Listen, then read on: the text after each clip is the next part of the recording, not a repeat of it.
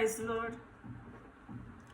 నా బర్త్డే సందర్భంగా కొన్ని మాటలు చూసుకుందామండి.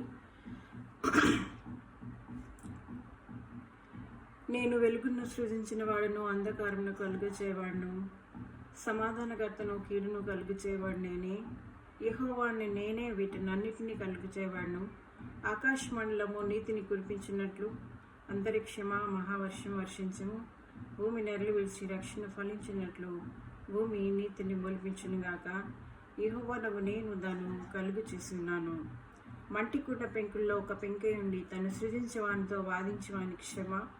జిగటమన్ను దాన్ని రూపించేవానితో నీవేం చేయుచున్నావని అనదగునా.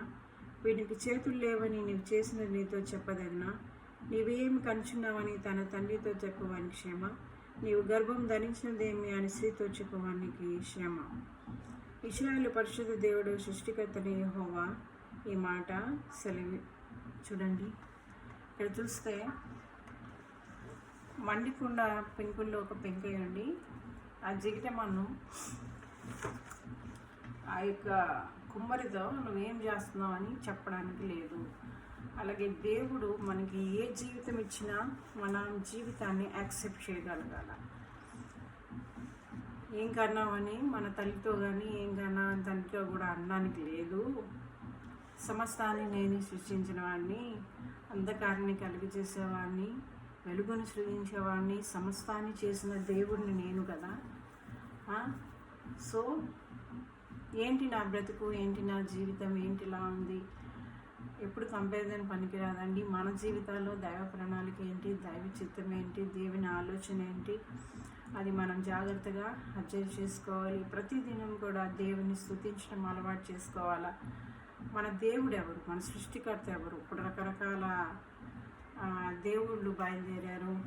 కొంతమంది చంపడమే దేవుడు అనుకుంటున్నారు, కొంతమంది హింసించడమే దేవుడు అనుకుంటున్నారు, కొంతమంది ఏంటంటే ఇతరులని తిరస్కరించడమే దేవుడు అనుకుంటున్నారు. కానీ దేవుడు ప్రేమ స్వరూపి. నీ పరిస్థితి ఏదైనా నువ్వు యాక్సెప్ట్ చేయగలగాల. నువ్వు ఇతరుల్ని నిన్ను వలె నీ పొరుగు అని ప్రేమించగలగాల.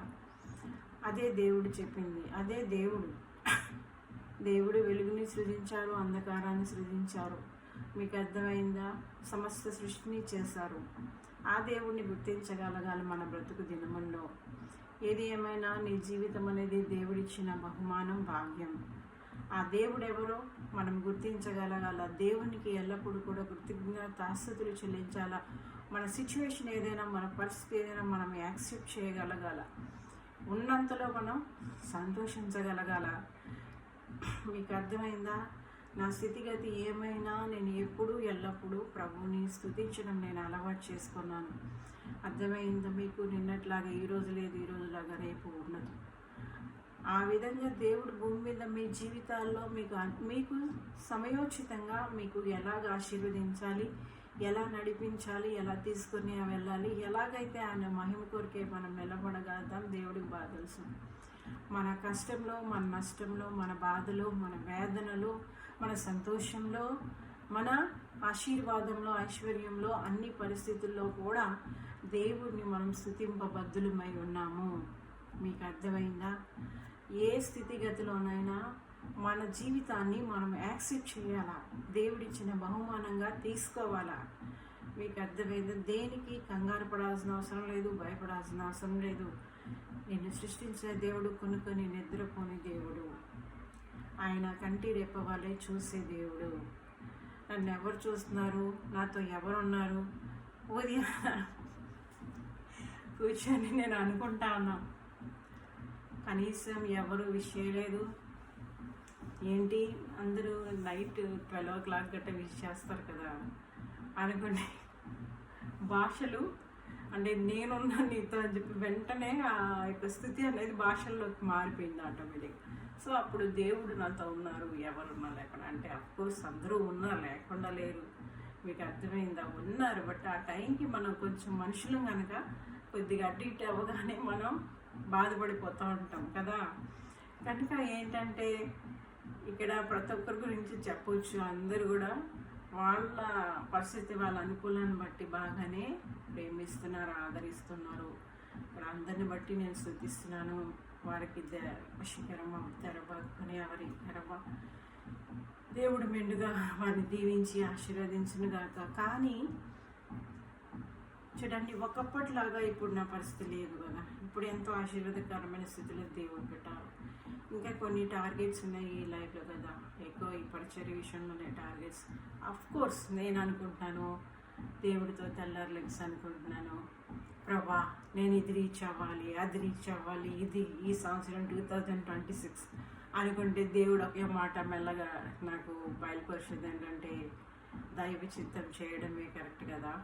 అంటే అప్పుడు మళ్ళీ వెంటనే నా యొక్క ప్యాటర్న్ మార్చేసి, నాయన 2026 సంవత్సరం అనుక్షణం ప్రతినిత్యం నీ చిత్తమైన జీవితంలో నెరవేర్చబడాలి అని.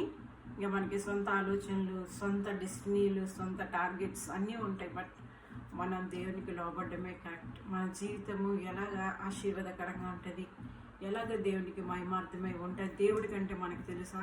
తెలియదు కదా. మన మనుషులు కనుక ఈ కొత్త సంవత్సరం కూడా వస్తుంది, చాలామందికి చాలా టార్గెట్స్ ఉంటాయి. ఒక టార్గెట్ తీసుకోండి, ఒకవేళ మీకు ఏమన్నా బ్యాడ్ హ్యాబిట్స్ ఇట్లాంటివి ఏమన్నా ఉంటే వదిలేస్తామని టార్గెట్లు తీసుకోండి, దేవుడి సహాయాన్ని అడగండి. అర్థమైంది? ఇక మీ లైఫ్ గోల్స్ అనేవి దేవుడి చేతిలో పెట్టండి. దేవుడు ఆ గోల్స్ ఎట్లా రీచ్ అవ్వాలి, ఎలాగైతే అందుకోసం మీరు ఊరికే మీ సొంత ప్రయత్నాలు, సొంత ఆలోచనలని పక్కన పెట్టి పరిపూర్ణంగా దేవుడి మీద ఆధారపడడం అనేది మనం నేర్చుకోవాలా. నేను ఇక్కడ చెప్పేది ఏంటి అంటే, నువ్వు ఏం సృజించావు అని ఈ మంటి పెంకెళ్ళి కుమారుని అడగకూడదు, అవునా? అలాగే మనం మంటి ముద్దలుగా, మంటి పెంకులుగా మనం మన సృష్టికర్తని మనం అడగకూడదు, ఏంటి నా బ్రతుకు ఇట్లా అయింది, ఏంటి కష్టం, ఏంటి శ్రమ అని అనకూడదు. ఆ పరిస్థితిని మనం యాక్సెప్ట్ చేయగలగాల, దేవుడి సహాయం కొరకు అర్థించాలా, అడగాల. అప్పుడు ఆ యొక్క పరమార్థం ఏంటనేది మీకు అర్థమవుతుంది. మీకు అర్థమైందండి?